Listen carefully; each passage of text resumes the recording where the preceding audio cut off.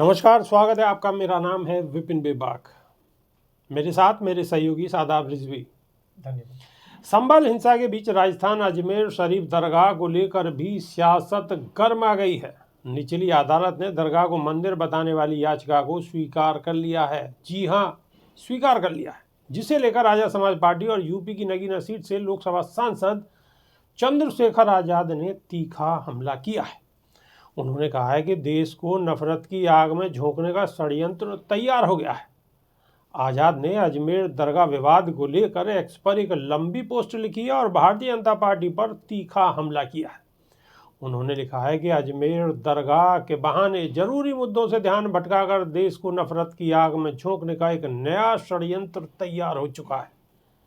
जबकि 1991 का पूजा स्थल का कानून साफ कहता है कि 15 अगस्त 1947 को अस्तित्व में आए किसी भी धार्मिक स्थल का स्वरूप नहीं बदला जा सकता, न कोर्ट में इन मामलों की सुनवाई होगी।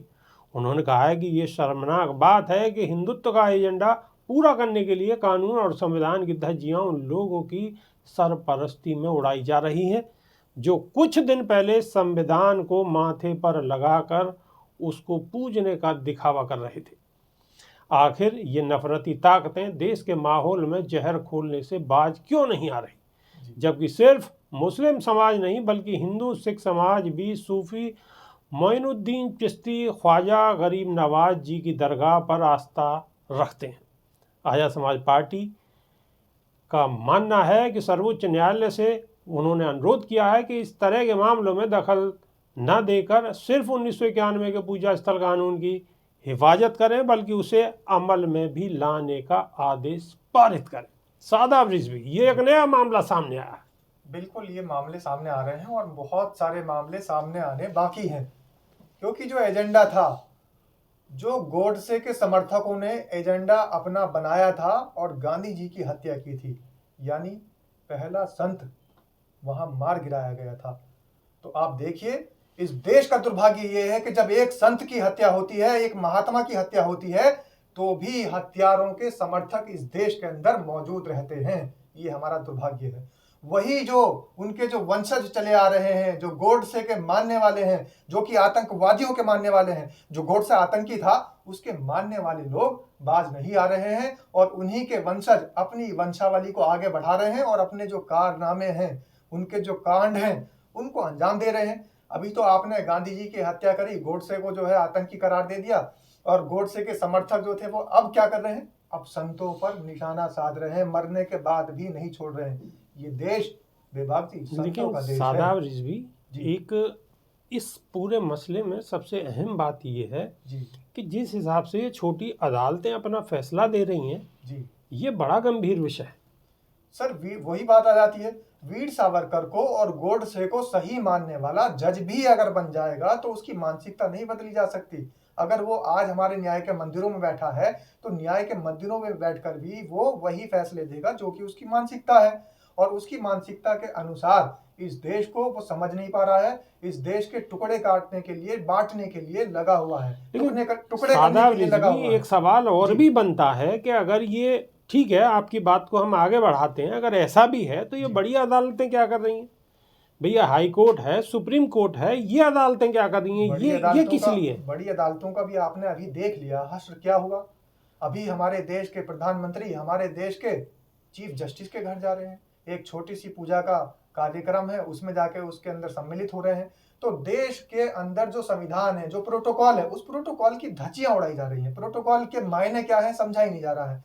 संवैधानिक चीजें क्या है, संवैधानिक पद क्या है, संवैधानिक एजेंसियां क्या है, उनको बिल्कुल भी नहीं समझा जा रहा है। बस अपने तरीके से मन मर्जी के काम किए जा रहे हैं। और देश के अंदर जो संत थे कबीर, देश के अंदर जो संत थे ख्वाजा मोइनुद्दीन चिश्ती, देश के अंदर जो संत थे ख्वाजा कुतुबुद्दीन बख्तियार काकी रहमतुल्लाह अलैह, देश के अंदर जो संत थे बाबा बुल्ले शाह, देश के अंदर जो संत थे महात्मा ज्योतिबा फूले, देश के अंदर जो संत थे, उन संतों पर भी निशाना साधने का काम शुरू हो चुका है। जब इस देश के अंदर संत नहीं बचेंगे, इस देश के अंदर सूफी नहीं बचेंगे, तो देश के अंदर एकता नहीं बचेगी और देश के अंदर अखंडता नहीं बचेगी। देश के टुकड़े होने तय हैं। लेकिन जिस तरीके से ये मस्जिदों को निशाना बनाया जा रहा है, एक पे एक नई नई चीज़ें निकल के सामने आ रही हैं, और अगर ये मसला इसी हिसाब से ये बढ़ता रहा है, ये घटना इस तरीके से बढ़ती रही, तो ये तो देश का माहौल ही खराब हो जाएगा। बिल्कुल हो चुका है। माहौल तो बहुत पहले खराब हो चुका है, और ये माहौल खराब होने का बीज 1938 में लग चुका है विभाग जी, एक बड़ा वृक्ष बन चुका है। हिंदू महासभा अखबार के संपादक जब आकर यहाँ दिल्ली रेलवे स्टेशन पर रुकते हैं और 3 दिन वहाँ वेटिंग रूम में रुकने के बाद एक पूरी रूपरेखा तैयार करते हैं और षड्यंत्र रचते हैं, तो वहां से जो षड्यंत्र रचा गया था उस षड्यंत्र को पूरा करा गया और देश के राष्ट्रपिता को मार गिराया गया, वध कर दिया गया। अब भी वही उन्हीं के वंशज वो काम कर रहे हैं और उन्हीं के काम को तो सादा ब्रिज में अगर राहुल गांधी संविधान लेकर घूम रहे हैं और संविधान का जिक्र कर रहे हैं कि संविधान खतरे में है, संविधान खतरे में है, संविधान खतरे में, क्यों ना माना जाए कि वाकई हाँ संविधान खतरे में है। सर संविधान खतरे में है ये तो चलिए विपक्ष का काम है, उनको बताना जरूरी है, लेकिन संविधान खत्म हो चुका है। संविधान खत्म इसलिए हो चुका है क्योंकि जब देश की न्यायपालिका के अंदर भी ऐसे जेनोसाइड्स वाले दिमाग के लोग बैठ जाएंगे और जेनोसिडिज्म फैलाना शुरू कर देंगे, समझ लीजिए देश के हालात क्या होंगे, देश का संविधान कहाँ बचेगा। और देश के संविधान को अगर बदल दिया जाए या देश के संविधान का दुरुपयोग किया जाए, ये दुरुपयोग ही तो है। सर आपने बात की कि राहुल गांधी देश का संविधान उठा के घूम रहे हैं, एक लाल किताब लेके घूम रहे हैं, लेकिन देश के संविधान में यह भी तो लिखा है 1991 एक्ट के तहत कि जितने भी देश के अंदर धार्मिक स्थल हैं वो यथास्थिति में रहेंगे। लेकिन कहां गया वो आदेश, कहां गया वो अनुच्छेद, कहां गया वो संविधान, कहां गया वो कानून। फिर 1991 एक्ट को क्यों नहीं माना जा रहा है? और अगर 1991 एक्ट लागू है देश के अंदर, तो फिर देश के अंदर मस्जिद की बुनियादों के अंदर क्यों भगवान खोदे जा रहे हैं?